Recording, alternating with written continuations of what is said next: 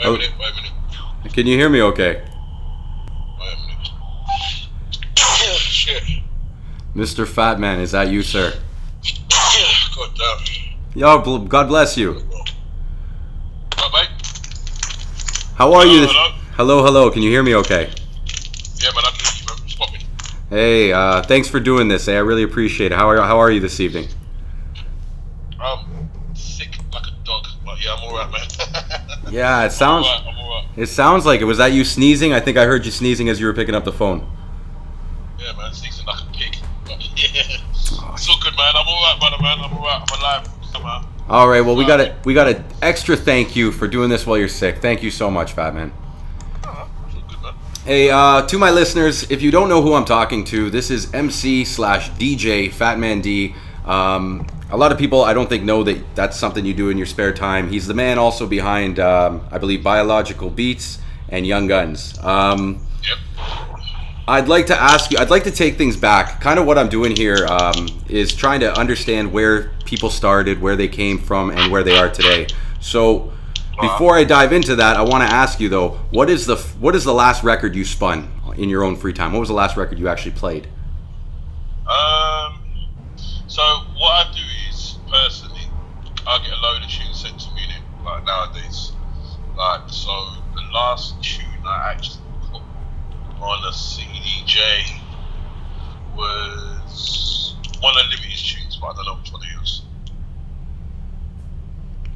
Say it one more time. Hello? Yeah, I hear you. Yeah, sorry. Sorry. Yeah, it was one of Limited's tunes. Okay. But I don't know which one it was. Okay, fair enough. I think I put on a CJ anyway, you know what I mean? Is this something that nobody would have heard yet? Something that's kind of being passed by you for future possible signing?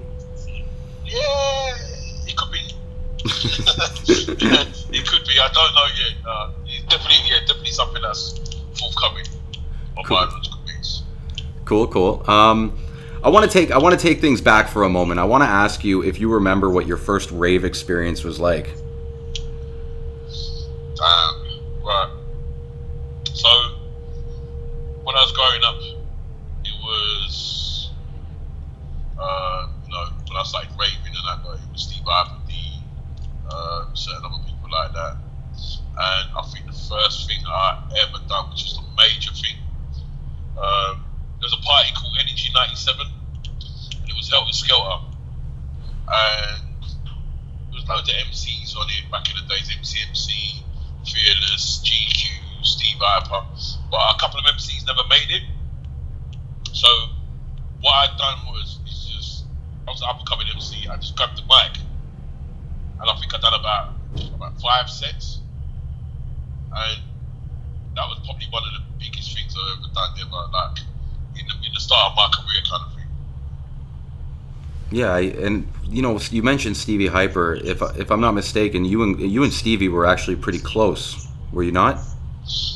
Yeah, basically there was a guy called Roller that used to drive Steve around, and I was tight with Roller.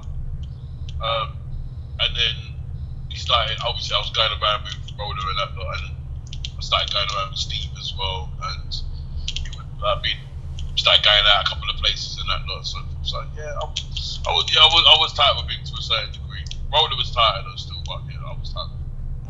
I get you. You have a very unique style of emceeing, your voice especially. Would you say that Stevie had any influence on your style of lyrical flow? Oh yeah, 100%. It wasn't. It's not the flow. It's just the way he attacks the mic. Like he would attack the mic with passion. One minute he'll be angry, next minute now he'll be singing something to you, and then he'll be rapping something to you, and then he'll be back to ragga chatting and fast double timing kind of thing. You know what I mean? So I try and incorporate the angerness, or the edginess of it, kind of thing. Like you don't know which way you're going to determine which you're going to go. Sad, am I going to start singing, or am I going to be rapping, or you know what I mean? Am I going to say to you, do you want to get high? Like, it's whatever the web, you know what I mean, kind of thing. So, yeah, my style is unique, but that's what it is. It's very unique. If anyone listening to me right now hasn't heard an MC Fatman D set, I would suggest getting on it.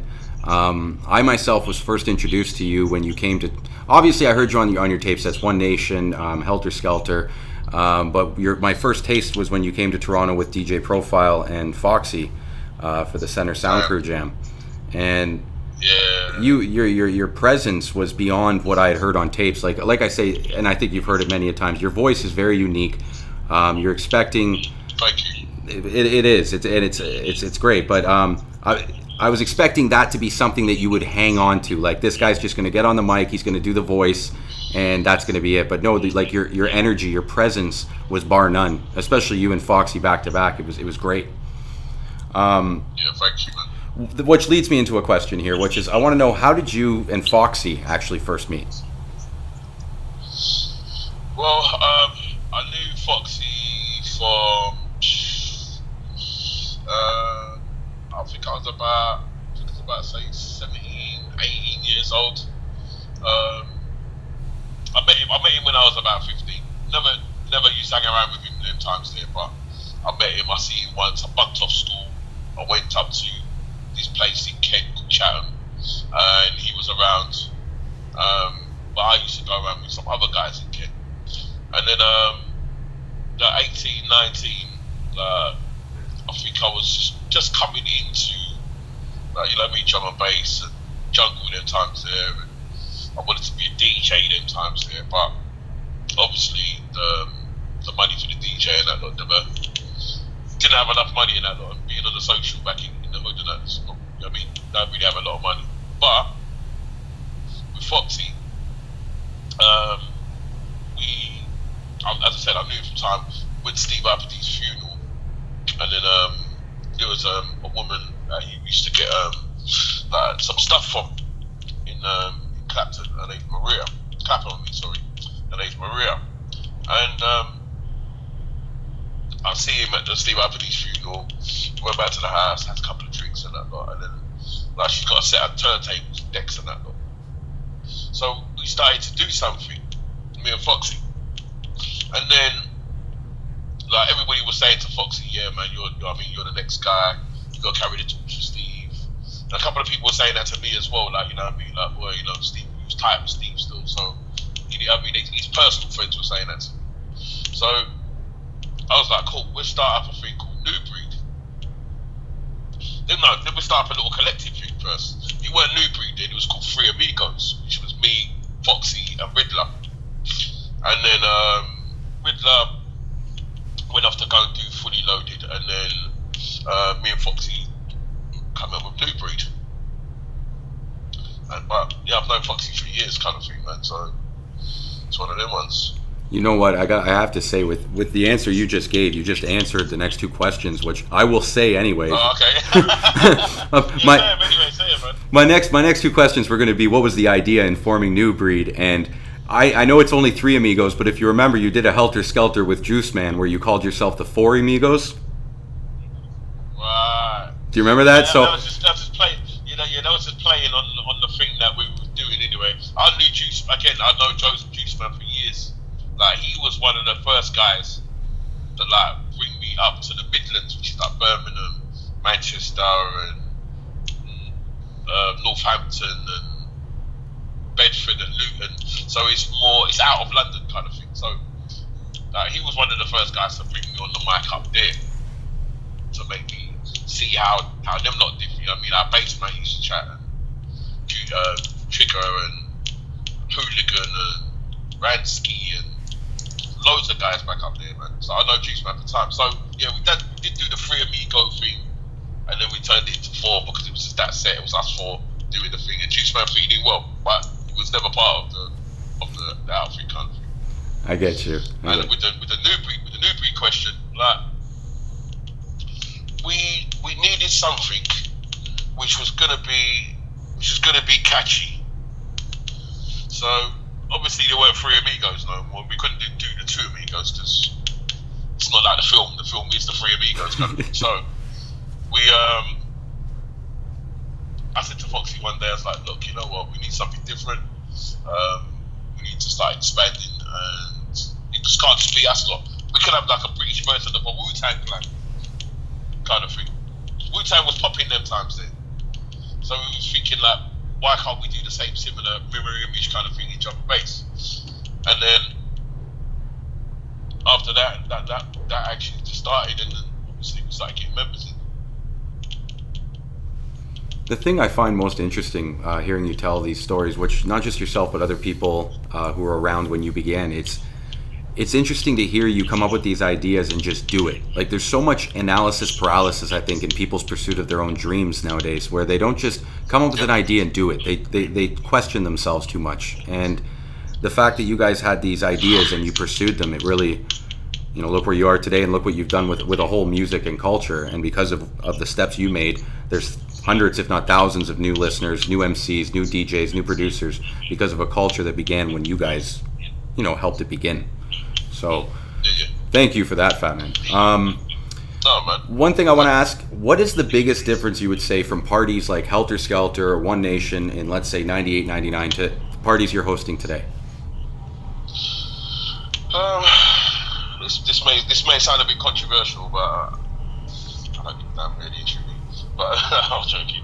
No, at the end of the day, I think the difference with some of the raves now, because I think personally that the ravers and the public and internet has given everything too fast, because you want to be better than the next person. You're quick, fast to put your lineups out, or you're not thinking about it. You're not thinking about different combinations. You know that A, B, C can sell, but you're not worried about D or E, or you're not looking further down the alphabet, kind of thing. If you get what I'm saying, you're not thinking apart, far from your nose. So some of the lineups and that lot, they're just the same. So it makes ravers turn around and say, "Oh well, I've seen that guy 1,000,001 times. I don't really want to go." And also, back in the days, a lot of promoters used to talk to each other and find out what date she's not doing, or if you're doing a party, then what date you're doing. Okay, cool. What I'm going to do, I'm going to change my one 4 weeks, 5 weeks after yours or before yours. You know what I mean, kind of thing. So we've given the ravers way too much, too quick. But at the end of the day, this is just the way of the internet. It's the way of the world now, isn't it? So you have to roll with the punches or get rolled over, kind of thing. I get what you're saying. Sorry, go ahead. No, go on. Oh, what I was going to say is what you're describing to me is something I think our culture experiences as well. There's more of a divide than a unification when it comes to everyone, not just the promoters, but the DJs, the MCs. There's not much of a community that there once was. It's more of everybody's trying to eat off one nickel, and as a result, there's a competition that goes on, and people hold their cards to their chest. Like, I specifically had an incident where I went to throw a party, and I contacted a fellow promoter to say, "Hey, I want to do this day. I just want to make sure you don't have anything." And he had said, "No, I'm doing nothing. Go ahead." And then right the day I released my flyer, he released one showing that he was bringing in 2 UKs on the same day as me. And I was like, why would you do that? And at that point, he cut off contact from me and was just like, "This is what business is, man." And I was like, no, it isn't. It doesn't have to be like that. No, it's not, though. This is the thing. Like, look, there's enough money in the world for everybody to make. Everybody's quick on this. I want to make 1 million quick, or I want to make a couple of thousand quick. They're not thinking of the long run no more. And you hit the nail on the head, man. Like, which I was actually trying to get to. There's unity. There's no unity no more. No one cares. Like, one of my friends the other day said to me that another guy must have turned around and outed him out, saying about he's got a girlfriend, he's got this and whatnot, and blah blah blah. Like, I said to him, like, you know what? It shows you that the G code. I'm not condoning, like, you know what I mean, like anybody else doing something with another woman. If you're in a relationship, you stick to that relationship. But it's not no one else's business to come out of nowhere and open up their mouth and show their verdict, kind of thing, or put their 2 pennies in. It's not their business. It's got nothing to do with that person whatsoever. But as I said, it shows you in the world that there ain't no unity. Everybody, it's a cutthroat business. Music game is very cutthroat now, because you've got streaming, because you've got this. It's easy to access. So when they want to become a star, they become a star, get a little bit of weight, and then they don't give a fuck anymore. Like with bio beats, I try and bring back that ethos as we are a family, we're a team. Just like New Breed, like we still do our things. X-Man's got Overload, he does his own parties, does Next Hype. Magistrate does Sweet Tooth tours, does Bites as well. Logan D's got, you know what I mean, everybody's got everything else, you know what I mean, Low Down Deep and Subway Sounds, Evil Beast got Shashami. I mean, everybody's got something different to bring towards the table, but we are still unified as New Breed. If you get what I'm saying. Totally. Yeah, and I think there's it's a complex ecosystem. To say that A plus B equals C is the cause root of any problem is wrong. There's so many things that go into what creates this issue. But I think one of the biggest things that we can do to try and get rid of it is to continue to communicate amongst each other and humanize each other. Understand that we're all human beings trying to make a living, and there, like you said, there is enough money for all of us to have some of it, right? Yeah, of course, definitely, man. But communication is the key. Like, I think nowadays, sorry to stop you, bro. Like, no, I think communication is definitely a key because there's not a lot of people that really want to stand around and talk to people. They're always, I'll text you in 5 minutes. A text is primarily made for, I'm round the corner. Not to have a long conversation by text. You're supposed to pick up the phone, and this is why it's just a text message. Back in the days, old school, screen, phone, green, letters, that was it. Nowadays, you can send pictures, take a picture, colour the picture, put highlights on the picture, put bunny ears. You can do everything now on this one phone, when really and truly the phone is supposed to pick up, dial the number, and communicate. You know, it's funny you say that, because I bet you our grandparents probably were like, you know what the phone's for? It's for when you're telling someone you're on your way. If you have something to say, you don't say it until you're there. No. Exactly what I'm talking about, man. No. But I'm with you.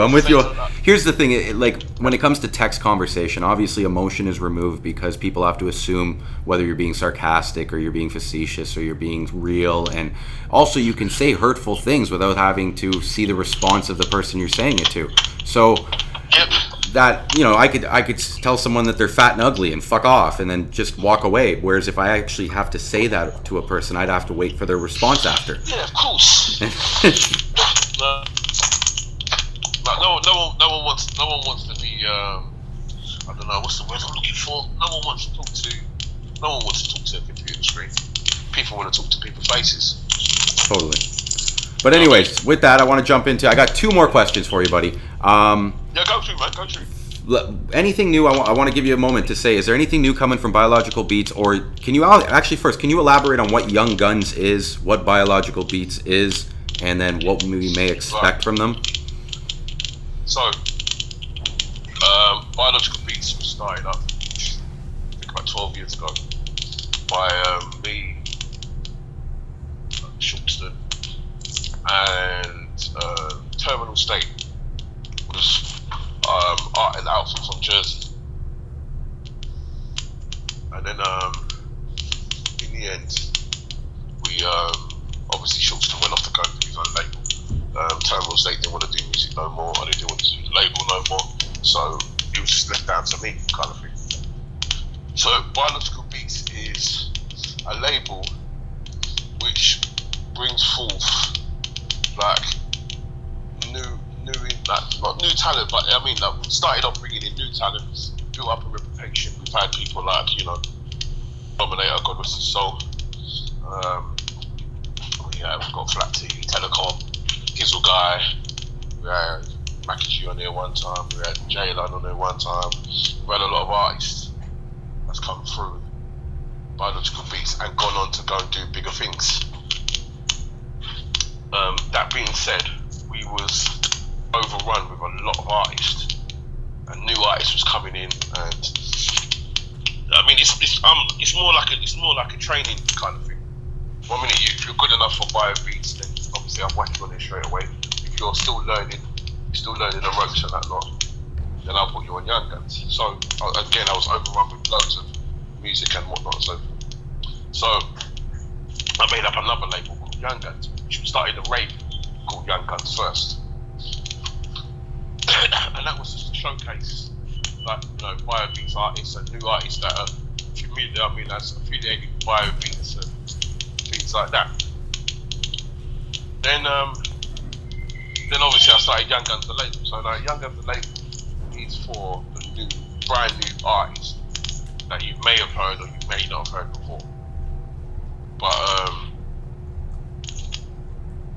yeah, it's going well. I'm not even gonna front. It's going actually well. That's awesome, man. No, it's I hear about it. I see the releases. I've met some of the artists you mentioned. So once again, thank you for giving people a platform to share their music. Last question for you. This is just one for fun. If you could encapsulate 5 items, put 5 items into a time capsule that would show what the drum and bass or what the rave is to future generations, what would those 5 items be? I think you'll have to put the first item you'll have to put is a mix, a live set recording from Nicky Black Market and Steve Aoki. Second, I think you have to put a horn in there. A horn, like Horn's Crew. Yeah, like the horn crew.